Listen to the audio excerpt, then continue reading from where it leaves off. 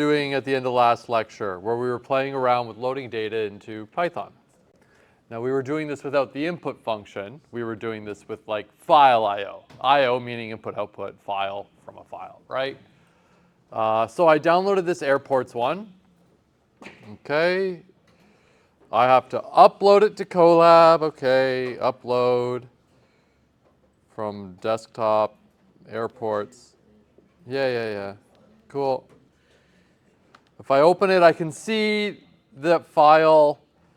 It's a CSV. Remember CSV, comma separated, which, by the way, contrary to what the name suggests, oh, you can't see anything. Why has no one said anything? You did say it? You gotta speak up. There we go.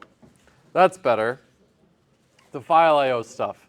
Contrary to what you might be surprised, it's called a CSV, but people will often use other delimiters. Delimiter meaning like instead of comma separated, that sometimes people will make tab separated, but they'll still call them CSVs. It's really annoying. If you make a CSV, make it comma separated. Don't be bad, be good. So CSV, typically comma separated.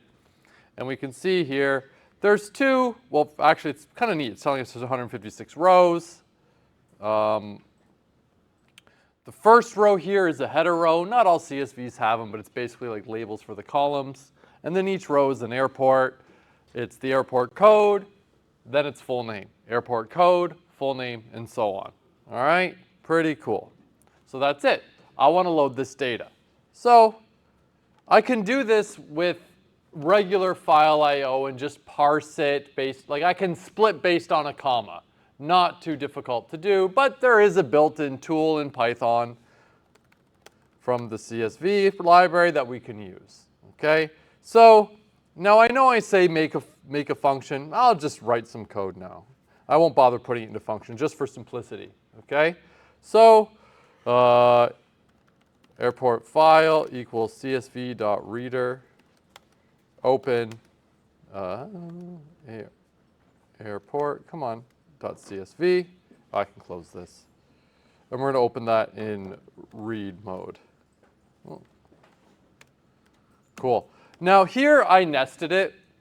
I opened the file and immediately gave it to the CSV reader. I didn't have to do it that way. I guess I could have done, here, let me do it the long-winded way just for fun. Here. So we'll open it.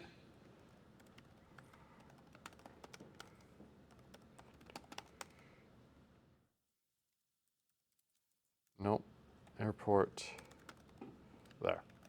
So what is this doing? Well, you'll notice that the CSV reader takes a file. Okay, I've already opened the file. I'm calling it airport file. The CSV reader takes a file, not like a string of the file name. No, it takes the full file. So there, I've done it in the 2 steps there. There's a lot of ways to iterate over this collection, but I'll do like here, actually, let's do like all, start with an empty list for in airport no, come on. Right, so if you iterate over a CSV, it'll give you each row, one at a time. And conveniently, each row will already be a split string based on a comma. And you remember what happens if you split a string, you get like a list of the elements, okay? Pretty neat. So here, print airport. Just to, oh my goodness. Just if we run it, right, what's happening at this stage, right? So what have I done? Import CSV. Here, let's do this. Open the file, give it to the CSV reader, start with an empty airports, but I'm not even using this at this stage. For airport in the airport CSV, print it out. So basically, each thing we get out of that CSV file is a list containing the 2 elements. All right? So it's a length 2 list, and however many there are there. Now you'll notice the first one there, that's like that heading. Is it relevant for us? Maybe, maybe not, but it's there.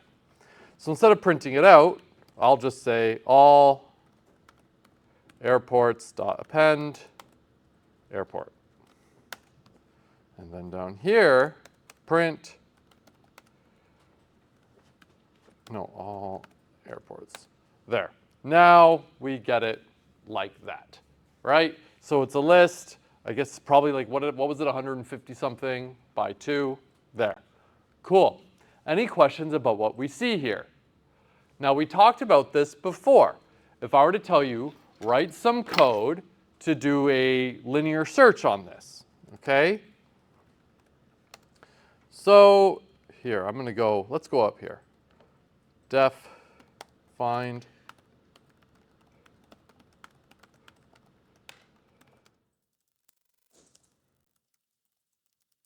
there. Find airport name from code. So this is a function that will take the list of airports, the specific code, and then return the full name of the airport based on the code. I already have the code. I want the full airport name. So how is this going to work? Well, we just saw that this is a list of airports. At any given, like, okay, airport at index 1, index 0, index 1, index 0 is ABE. So if I'm looking for ABE, the answer is Allentown, Bethlehem, Easton International. Okay? Airport at index X, whatever, 0 is always the code. Okay? At index 1, that's always the name. So all I got to do is for in airports, if airport, so airport is a list of length 2, right? Each thing in that list is a list of length 2, right? That should be clear, right? This is the outside list. Each thing in that outside list is a pair, a list of length 2, right? So each airport here is going to be a list of length 2. If that airport at index 0, no, come on, is equal to the code, we found it. But we don't want to return the code or anything. We want to return airport at index 1, right? And if we ever get to the end, we'll return -1. Okay? So if I go down here then and say, okay, print get, why is this not working? Find airport from code. And we'll give it all airports and, I don't know, YYZ. Perfect. Looks good. All right? So we went through. I found in index 0, whatever airport, the code, and returned its corresponding name. All right? If I give it something like blah, blah, blah, I should get back -1. Yeah, because it's not there. Awesome. Cool. Now, we talked about this last time, but this is review. I have 150 some odd airports in here. So how many things must I look at to guarantee that I find the airport I'm looking for? All of them, right? 150, right? It could be n. I got to look at all of them. That's linear. If the number of airports grows, the amount of work I have to do that linear search grows the same way. If I double it, I have to do twice as much work, right? But we were seeing if we're clever and use a dictionary instead, where here what I'll do is, instead of this, I'll just use a dictionary, right?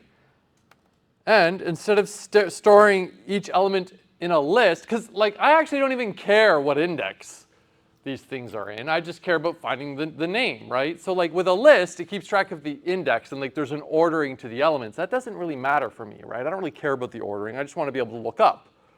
Here's a code, what's its name? Here's the code, what's its name?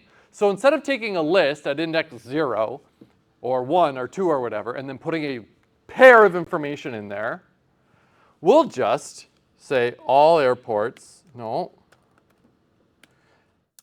because it's a dictionary at airport at 0, that'll be the code, equals airport at 1. So now what I'm doing is I'm making a dictionary where the airports, like the key to the dictionary is the unique airport code. And if I ever look up the dictionary at some unique airport code, I get its corresponding name. That's the idea. And now I don't even need a function like this anymore. I can just say, like there's no need for a linear search. All airports at YYZ. Perfect. YHZ, is that Halifax? No.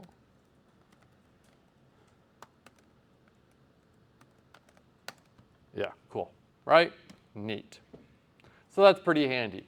And if you remember when we were talking about dictionaries, you might be tempted to think like, okay, fine, great. It hid the linear search from you, but if you open it up under the hood, there's still like a linear search taking place, right? In the same way that like, oh, you can use the sum function, which is fast, but how that sum function works under the hood is the same way you would write it, a loop with like a running total. So dictionaries, do they work that same way where it's just hiding the linear search from you? No, it actually doesn't have to do a linear search, but the full mechanics of how that work outside the scope of this course. Important to know about dictionaries though, exceptionally powerful, useful data structures. All right, cool. Any questions about any of that? Now I also did show you that you can, if you want, kind of like load this stuff up pretty, like even easier. Like I could say all airports, and I can just take that whole CSV reader and turn it into a list and then print out all airports. And like it's going to do it all for me, which is pretty crazy, right? So like I don't even need to loop through it. I think I can even do this. Yeah. I made it a dictionary and it was smart enough to do like the ordered pair, right? Okay, first element's the key, second element is the value. So we could actually have done all that without the loop because like if I do this, now this, if I do this, it will go run that loop for me internally to set it up. But you can do it kind of in one shot like that, which is pretty handy. Okay, any questions about like reading from a CSV or what we just did there? Anything about the dictionaries or the linear search? Because now is a good time to ask if you have a question. I'll give you a second to think. Did anyone here stay up for the whole game last night? No? How late did you get? 2. 2? Can anyone beat him? 3. You made it to 3? It's pretty good. Can anyone make it past 3? 13. Oh, time? Pardon? Time, like 10, you got to, I got to the 15th. You made it to the 15th? What time of day was that? Like 2 something? Yeah. I woke up on the couch at like 1:30. And I was really confused. Why are they still playing? What's happening? No way I made it though. All right, sorry, interruption. All right, so writing to a CSV file. Okay, great. So you have data that you have in your computer and you want to write it to a file for future use. Okay, there's a lot of options. Here's one way, is you create a file, some whatever, name of output file, CSV, write mode. I use a CSV writer, and then here I can say like write row. Write row will take a list of elements and then put it into like a string where each element is comma separated in a line. So that's a pretty handy way to do it. And then when you're done, be sure to close your file.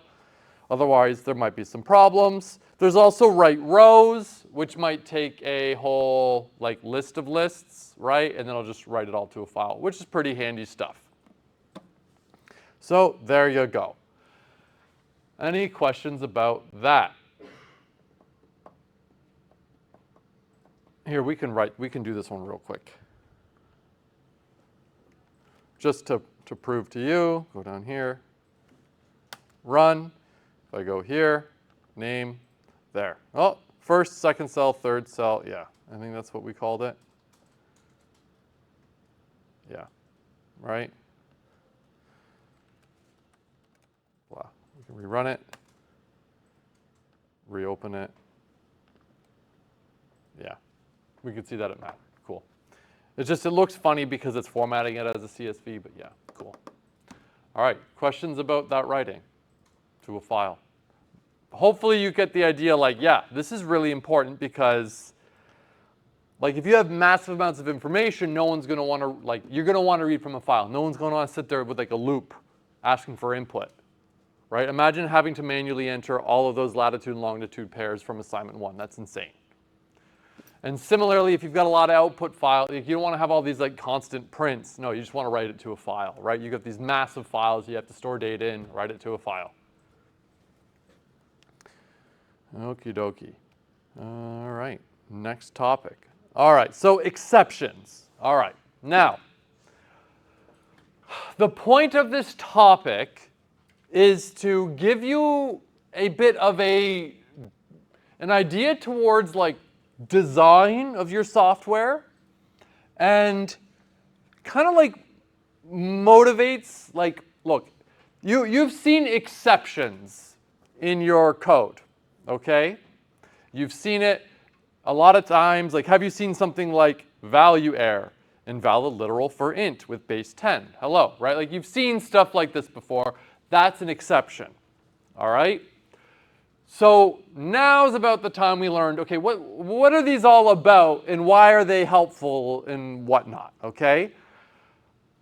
I'm not teaching this to you because I want you to write all of your code with exceptions, like where you're hedging against exceptions. That's not the point of this. It's the point is to understand what exceptions are and how they are used and why they are important.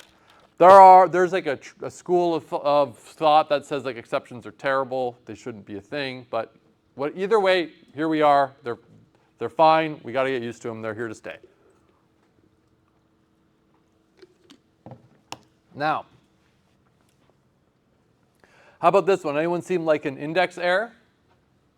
Yeah? Now, here this failed because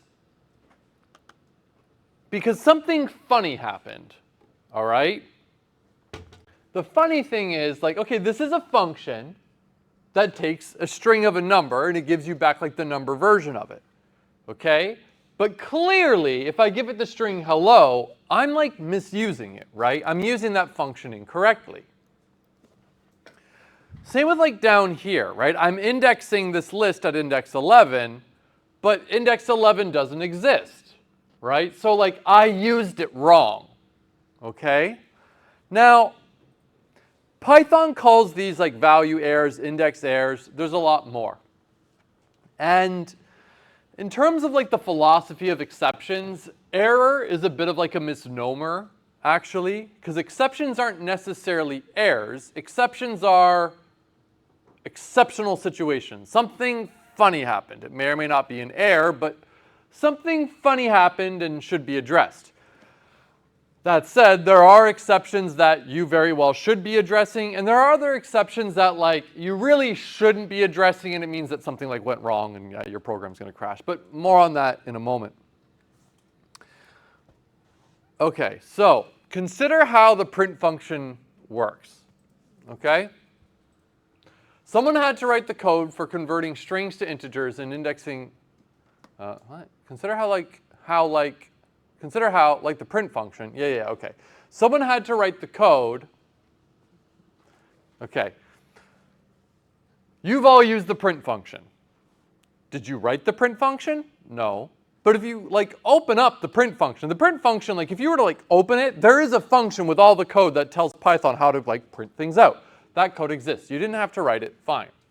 But that code, like int, that'll convert a string to an integer, someone wrote that code, okay?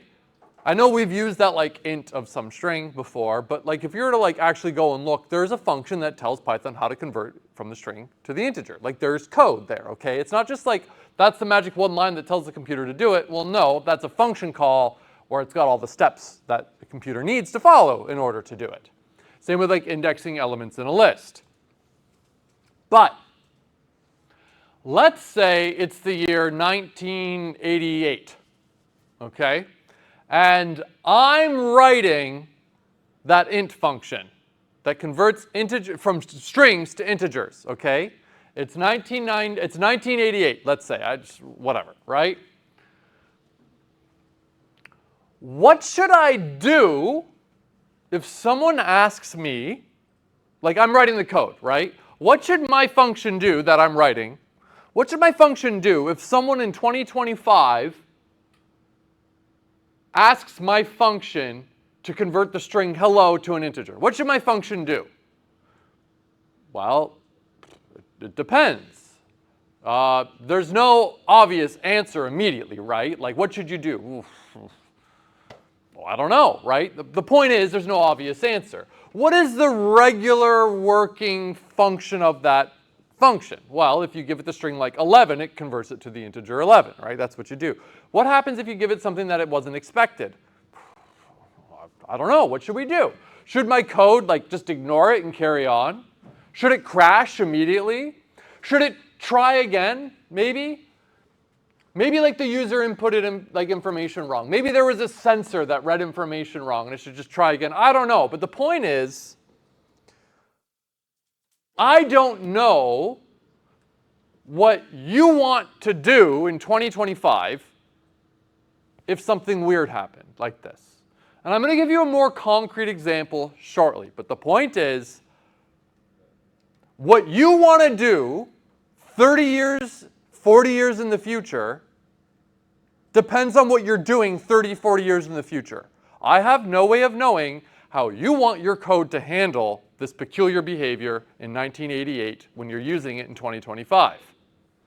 Especially because the way you want to handle it and the way you want to handle it and the way you want to handle it might differ. Even though you're asking it to do the same thing in like the wrong way, how you manage that situation depends on what you're doing. Yeah, how can I, but here's what I do instead, is instead of like solving your problem for you, what I do is I raise an exception. And the exception is effectively a warning flag. A like, something funny happened. So all I'm going to do is send a message to you in the future that something funny happened. And if you get this message, you handle the situation accordingly based on your needs. So consider there is a zero division error, okay? So like I don't need to write the divide function. If I tried to divide something by 0, it would erase this error anyways. But consider this simple example. Divide AB. If B is 0, zero division error. You can't do it. Okay? If B is 0, just don't do it, raise an exception. Otherwise, yeah, do the division, fine. Now, why am I raising the exception? I don't know what you want to do in the future. All I know is that if you try to divide by 0, something funny is going on. You shouldn't do it. All I can do is tell you something funny happened, and now it's your responsibility to handle it. Yeah, okay, so yeah, what should happen if someone tries to do it? It's entirely up to the programmer using that divide function at any point in time. All I need to do is let them know that something funny happened. Oh, there's a typo here. This should say raise. Happened by raise, that should be raising. That's funny, that's a really bad typo. The function first checks B is 0. If B is 0, then the exception is raised. If not, then the function carries on as it should. Okay? Yeah. All right. Catching an exception. Okay, so if something funny happens, the function, if I ask a function to do something, like divide, and I gave it a 0, it's going to raise an exception. All right? Then me, using that divide function in the year 2025, I will catch the exception and deal with it accordingly. So yeah, pretend the divide function was written in 91 and you want to use it today. When you're using it today, you end up calling divide 9 and 0. For whatever reason, this is obviously problematic, but for whatever reason, the arguments 9 and 0 got passed. Well, not much, okay, what should the original programmer in 1991 do about it?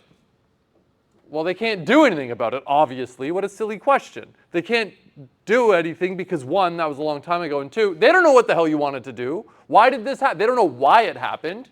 What should happen in your case, right? All I can do is let you know something funny happened, right? So how can the programmer know how you want to handle your specific situation with your specific needs, with your specific input in the future? They can't. All they can do is let you know something funny happens. You got to deal with it. That's where the catching comes in, okay? The programmer in the past raises the exception.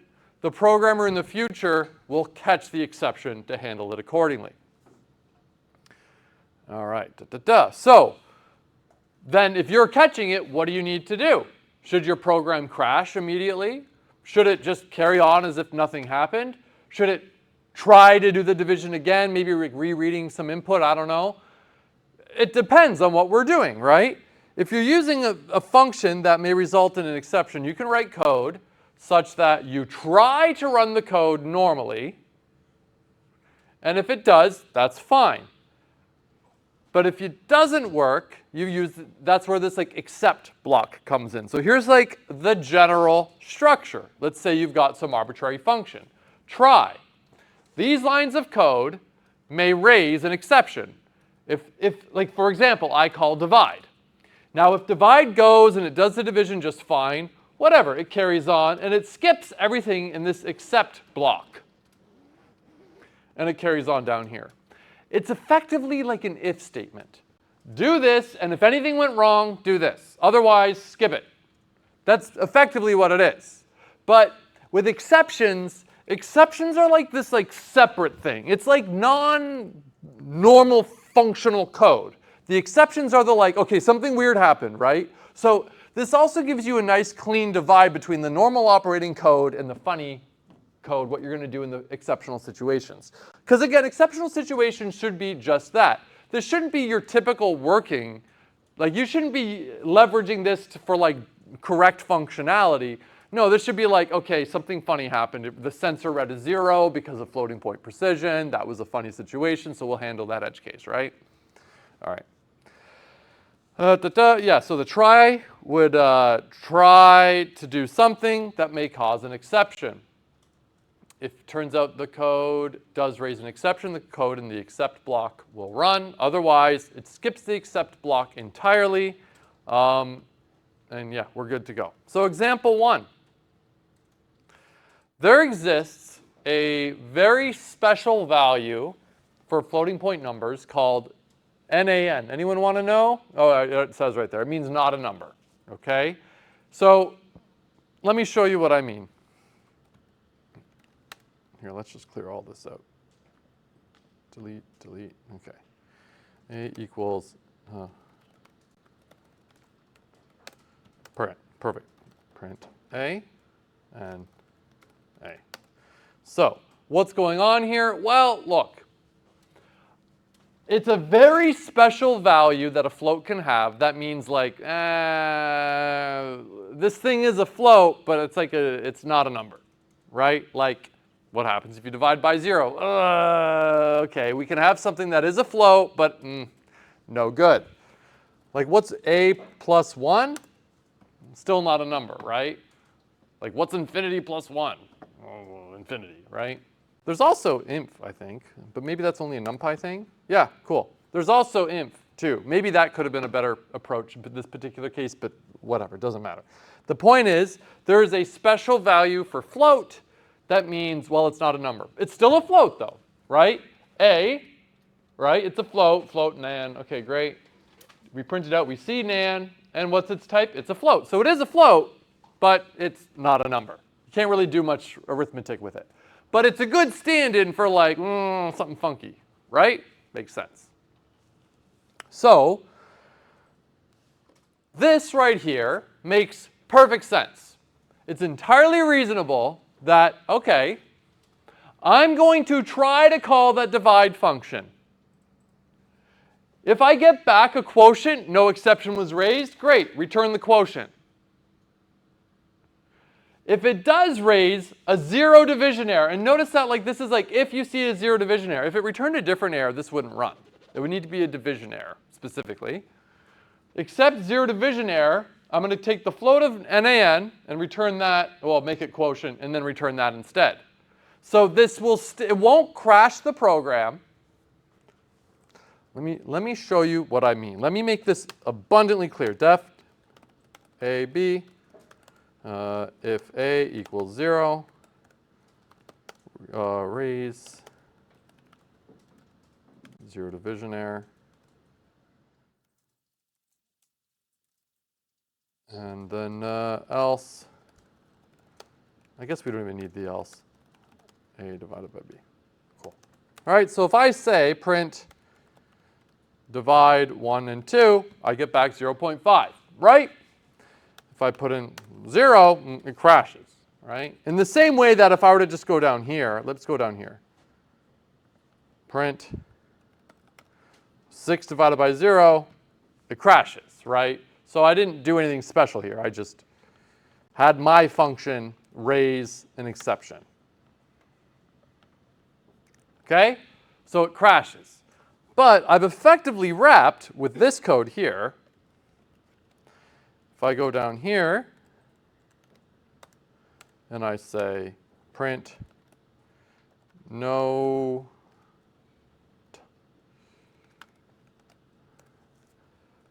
okay, 1 and 2, I get 0.5 just fine, right? Why? Well, because 0 that, I try it, it goes into divide. No, that says A. That should be B. Why did no one fix that for me? Perfect. Huh, that's funny. B is 0, B is not 0, so we can do 1 divided by 2, that's 0.5. Quotient is 0.5, we return 0.5. We see it. Cool, right? Nothing crazy. But now if I go here, it doesn't crash. It's still running, right? Where before it said like 0 division error and the program crashed. Now what happened? Well, 1, 0, we go into here, we try this, divide A, B, we go here, oh, B, 0 returns 0 division error. If we ever see a 0 division error when running this code in the try block, we do this instead. Quotient equals float nan. So quotient becomes a nan, return nan. We print it out, we see nan. You see? Pretty neat, right? So it didn't crash the program. And maybe this is entirely fine for what we needed. Questions about what you're seeing here? Okay, so like what's the whole point then? Well, what if, for example, you are running a program that requires a user to input data? All right? In this particular case, maybe what makes more sense is if the person enters invalid data, prompt them to re-enter the data. They clearly did something wrong. So instead of carrying on with the not a number value, no, keep asking until they get it right. So here's it's a little bit of a cheesy solution, but let's have a look. Nope, not that way. Here, I can just go down here. Right? So continue asking for input. This is a very side effecty example, but that's fine. Right? So I guess this one doesn't even take any. So what is this code doing? All right, so if I call this while true, that's an infinite loop. Okay? Why would I want an infinite loop? Well, you'll see. I say, okay, provide operands for division. I split it, 0, 1, A and B. I call the quotient, divide A, B. And if that ran fine, I break. Anyone know what break does? This one? Yeah. Breaks out the loop. Exactly. It ends the loop. Okay? So it's an infinite loop. You see break, it exits the loop. So basically, if this code ran fine, it didn't raise an exception, we get to here, it means jump out of the loop, return the quotient. So if they inputted the information such that this did not raise an exception, we stop the loop. If it does raise the exception and we see a 0 division error, what I say is I say cannot divide by 0, try again. I don't break out of the loop and I just go back and repeat the process. This will be an infinite loop until they enter the correct data. I'll show you. So if I do like 1 and 2, great, 0.5, wonderful. But if I do it again and I say 1 and 0, cannot do it, do it again. 2 and 0, cannot do it, do it again. 66 and 0, no good. 5 and 5, done. You see? So this is an example of, so the first example was, okay, look, someone can divide, but if they enter a 0, that's an exceptional situation. So what does the user of my divide function do in the future? Well, user 1, for their needs, they say, just make it not a number, don't crash, make it not a number, it doesn't matter, just carry on. User number 2 is, no, it matters, just keep asking the user until they enter the correct data. That's what we'll do. do you see how the needs of the programmer using the function dictates how they handle the exceptional situation? Obviously, but it's important to hit this point. So any questions at this stage?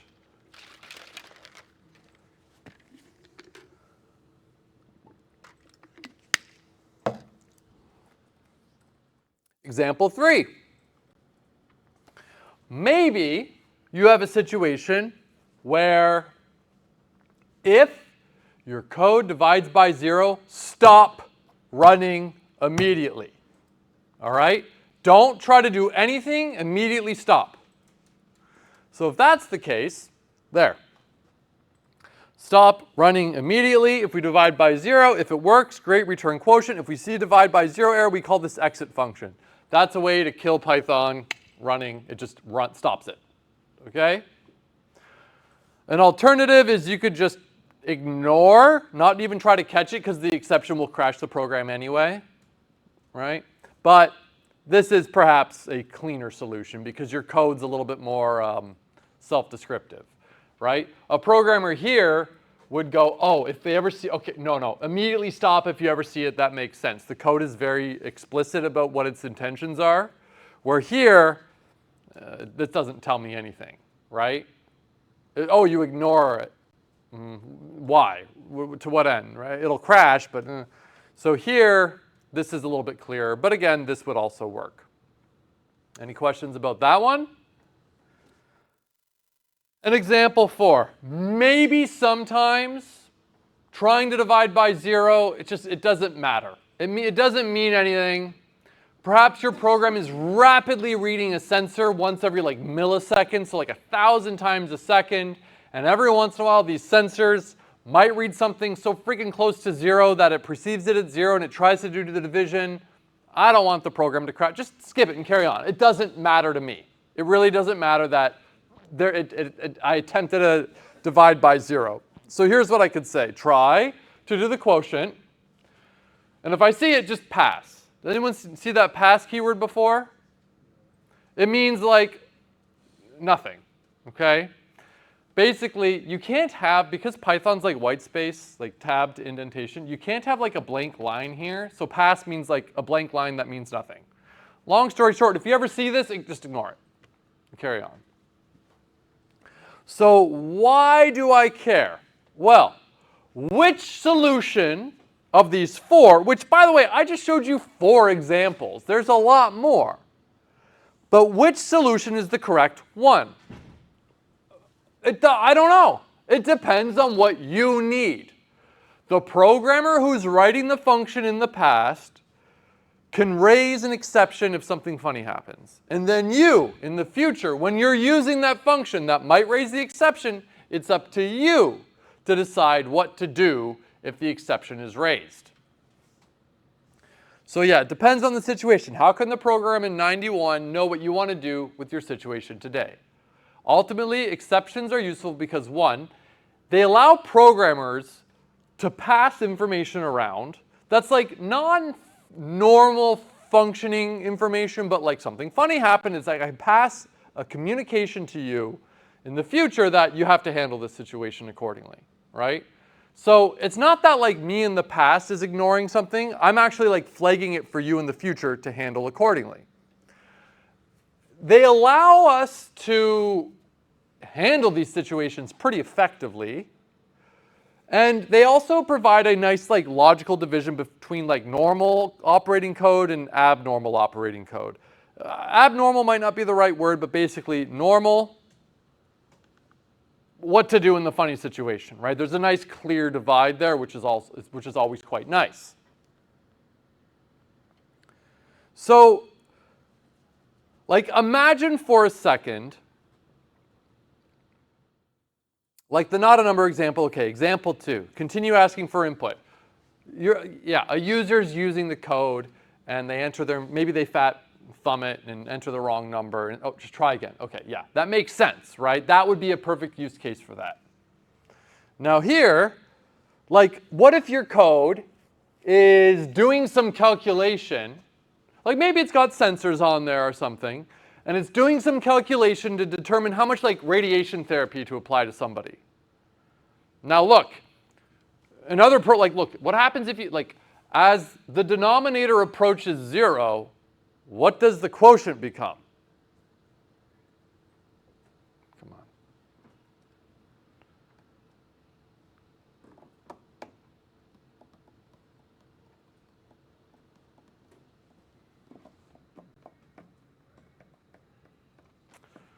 I can wait for someone to answer a basic arithmetic question that you probably learned in grade 2. As the number on the bottom gets smaller and smaller and smaller, what happens to the result? It gets bigger and bigger and bigger. So if some sensor misread something and it calculates a quantity of radiation to apply to a patient, but it calculates something like as it's like approaching 0, it's 0, it's going to apply like infinite radiation to somebody. Probably don't want that to happen. Stop the program immediately. Stop, figure out what went wrong, like offline, reset it up, whatever. You definitely don't want it to carry on and be like, whatever, who cares? Give them 10 bajillion units of radiation, right? Don't do that. Or like, let's say here, let's say you've got a bunch of sensors constantly reading information. Let's say you're flying in a helicopter, right? And it tries to divide by 0 because one of the sensors at that time it reads once every 1,000, like 1,000 times a second, it sees a 0. We probably don't want the program keeping our helicopter in the air to stop, right? You probably want it to just keep going. It doesn't matter, carry on, keep operating. The point I'm making is what you do in the situation depends on what you want to do. I say this, and I know you're listening to me going like, well, obviously, but it really might not be that obvious because this is the whole motivation of exceptions. Something funny happened, deal with it the way you need to. I can't solve your problem in 1991. How the hell do I know if you're using my code to fly a helicopter or calculate radiation therapy? How do I know that? I can't, obviously. All I can do is raise a big red flag for you to see the exception that you go, I see that flag, I have to handle it the way I need to handle it. And the way I need to handle it depends on what I'm doing. All right? That's the whole idea there. People tend to get a little thrown off of like, well, when do I raise, when do I catch? The programmer of the code in the past raises it, they raise the flag, basically, and the person in the future, like, catches it, okay? In other languages like Java, for example, they use different terminology. They'll use like throw and catch, which is really nice because like you throw an exception, then you catch it to handle it, okay? Here you raise it and then accept it. I don't know. It's funny words, but that's what they call it in Python. So any questions about exceptions at all right now? Yeah? You can do any error for the exception, right? Yes, but realistically, there are a lot of exceptions that like you really shouldn't try to catch because it usually means that like you effed up. It's hard to explain, right? It's not like, oh, something funny happened based on sensors. Like, no, you just messed up. No, there's nothing stopping you from catching those things. They call them like catchable, non-catch. I can't quite remember, right? And what's kind of neat too, though, is in other programming languages, not this one, but like in Java, for example, you can do this, where like, see here, where's my divide? Right here, right? This code can raise an exception, okay? But if I use this code, I don't have to like actually consider the fact that it might raise an exception, right? I can go here and just say like, oh, divide 1 and 0, right? Like, I can write this code, okay? But there's something you can do in other languages where not only will my code raise an exception, but it forces you could be like, raise a 0. I don't think this works in Python, but yeah, it's not a thing. But like the same idea in another language where like if you add this to your function signature, it means that anywhere this is used, it must be placed in a try-catch block. So not only can the programmer in the past raise that exception, they could actually raise the exception and guarantee that you explicitly wrote it in a try-catch, meaning you have to have acknowledged that this red flag could have been flown, and you need to deal with it. Now, it doesn't stop the user from just like putting it in a try-catch and ignoring it, but it's a way to like not only raise it, but force the programmer in the future to actually put it in like a try-catch thing or a try-except in Python language, which is pretty neat. But that's not a Python thing, but it's something that's built into some programming languages. So yeah, not only can it raise it, but it can force you to acknowledge that it was raised, which is a pretty handy tool. And in fact, like I've talked about this a little bit before, and I'll bring it up again because we're getting closer to the end of the semester. And like, raise your hand if you are planning to take 162. Okay, cool.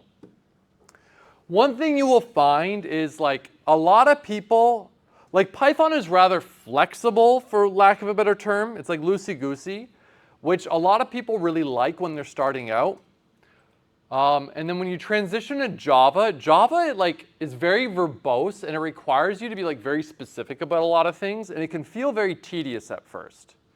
But once you get through like the first week or so, you start to see how that like tedium actually makes your code so good. Because like it gives you more control over how your code works and is used, which is a good thing because it adds like intention behind it, and it makes that like your syntax actually like enforces certain things, which is pretty cool. And there's an example of that like Java gives you, is it can actually give you like more control over how the code is used, which is a really big win. So I will warn you if you're taking 162. First of all, people always say like, oh, I wish 162 was in Python. No, you don't. I think the course would be way harder in Python because Python's flexibility lets you shoot yourself in the foot a lot. Where Java's restrictiveness feels annoying at first, but it actually, like it's guardrails that it makes you put up your own guardrails such that once you start going, you're in great shape. So at first it'll feel a little annoying, trust me, I know, but you will soon realize like, oh no, this is awesome. And doing the same thing in Python, yeah, you're gonna have headaches that you wish you didn't have. So just by the way, just as a heads up. All right, cool. All right, yada, yada, yada, exceptions, awesome, cool. Any last questions before the next topic? Because the next topic is a doozy. We're really changing pace once we hit the next one. Good thing we're not starting it really right now. But you will notice if you go here, the next few topics are objects, objects, objects, kind of more objects, and then more objects. We are about to kind of like make a pretty significant, how do I word this? There's not like a significant learning curve that's about to be thrown at you. If you've been fine with everything up until this point, what we're about to introduce should not be a significant hurdle. But it is a bit of it could create a bit of like a paradigm shift in your head a little bit. So I'm just warning you a little bit. This is not something to be scared about, but I'm just giving you a heads up that like, yeah, this is a big topic, which we will start tomorrow, I guess. Last chance for questions? All right, I'll see y'all later.